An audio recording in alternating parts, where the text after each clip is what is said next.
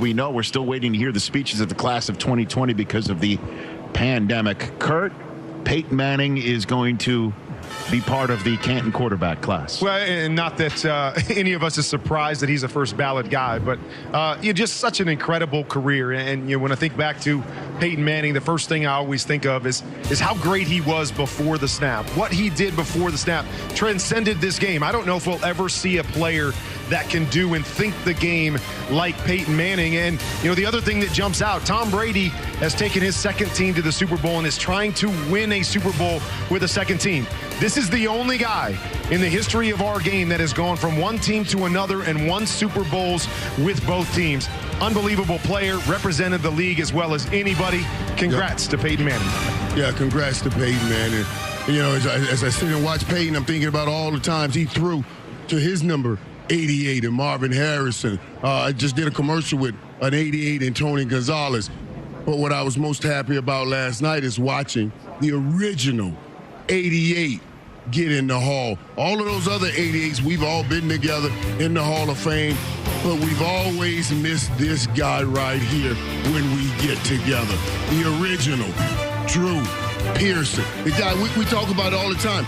You can't write the story of the NFL without talking about Drew Pearson, because we write the story, we're going to talk about those Hail Marys. And he and Roger Staubach, of course, coined that phrase. So I'm just so happy to see a guy that inspired me, that me and my dad watched so many times, and I ultimately ended up wearing his number, get in his rightful place, home at the NFL Pro Football Hall of Fame. And, Rich, you mentioned how long Tom Flores had to wait for.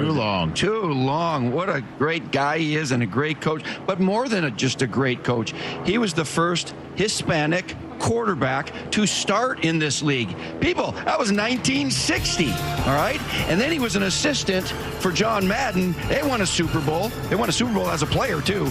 And then he became the head coach after John Madden retired, and he won 2 more Super Bowls as a head coach. He's got 4 rings. And you know what? I'm going, wow, let's see his record against these other great Hall of Fame coaches. He's 6-1 against Don Shula. He's 3-1 against Chuck Noll and Bill Parcells. He's 2-1 against Bill Walsh and Tom Landry. I mean, this guy had a spectacular. I'm shocked it took this long for this guy to become a Hall of Famer. Tom Flores, congratulations. You deserve it. Tom Flores waited so long. Same thing with Drew Pearson. And Megatron's going to be the second youngest inductee in the history of the Pro Football Hall of Fame at age 35. Only Gale Sayers was younger when he went in at age 34. And it was just neat to see how these guys found out. You saw that Jerry Jones and Roger Staubach surprised Drew Pearson. And then you saw how Peyton Manning was surprised by all of his old coaches and then his kids. And David Baker popping out just like out of nowhere, like the toughest guy to maybe hide. I know exactly say toughest guy to hide, but he's popping out there, and that's be later on. We'll show you how some of the behind the scenes took place. Peyton Manning and Charles Woodson will join us together. John Lynch is going to join us as well later on in this show. Let's check in with Cartoon Mooch and Michael, shall we? Hey, Michael, can you believe this show is 8.5 hours long? Oh, I know. And did you know that if we had left at the start of the show, we could have flown from Tampa to London and the show would still be on? That's crazy. Well, we're certainly going to be knackered by the end of the program. Up next, it's Hurry Up Offense. Stick around, mates. Welcome back to Raymond James, the pirate ship ready to roll. Will the cannons fire for the Tampa Bay Buccaneers tonight if they win? It is Super Sunday here at the end of the 2020 season. And the 2020 Rookie of the Year presented by Pepsi Zero Sugar is Justin Herbert, who was quite sweet in his first year coming out of Oregon. 4,300 yards, rookie record, 31 touchdown passes. The Chargers Twitter account spiked the football on all the naysayers today, if you want to check that one out. And he's going to join us later on the show, so we look forward to that. The Chiefs have quite a rookie running back of their own.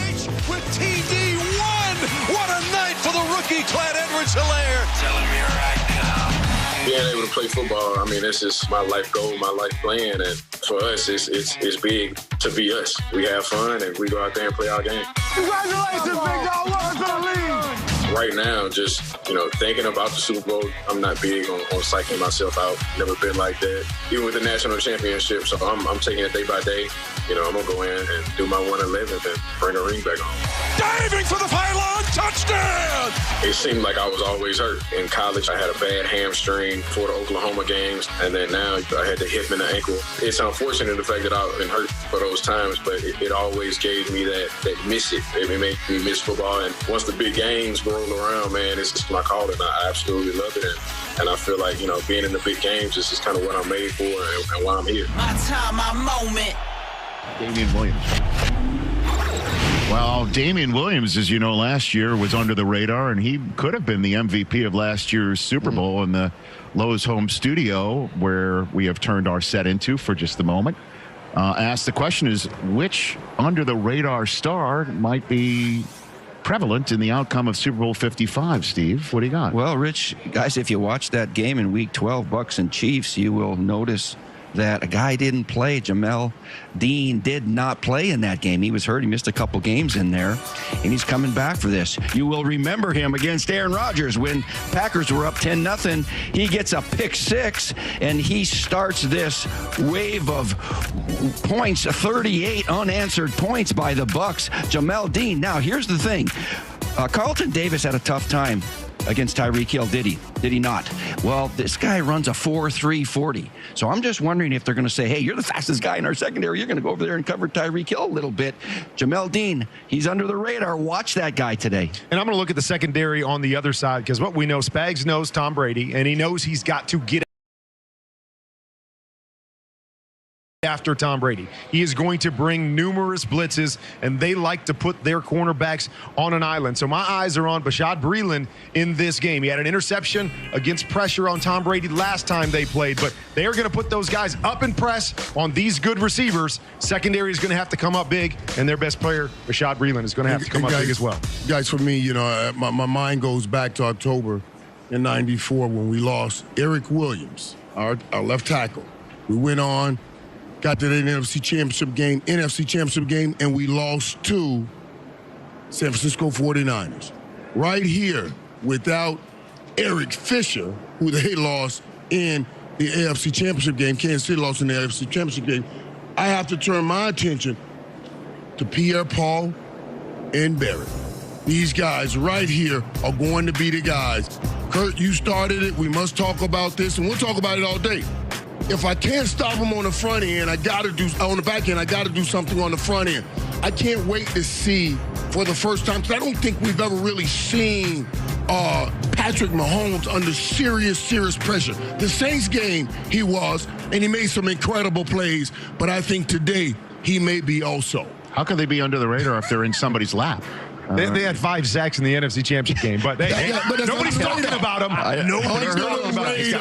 Are guys we don't talk about all the time. Pay attention to those two guys. We don't talk about all the time.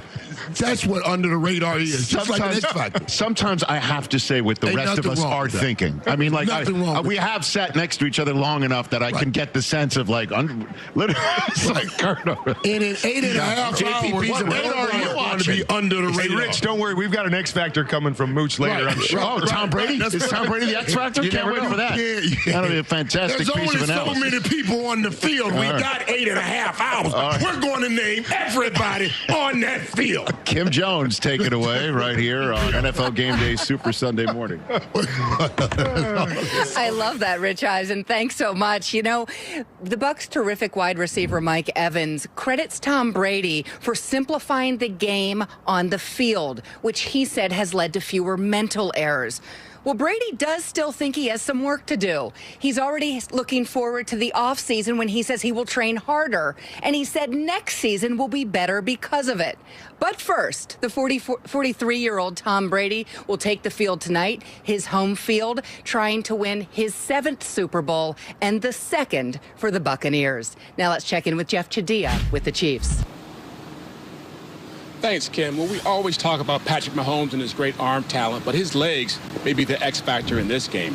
He knows with Jason Pierre-Paul and Shaq Barrett coming, and without his 2 tackles, Mitchell Schwartz and Eric Fisher, it's going to be a tough game for him.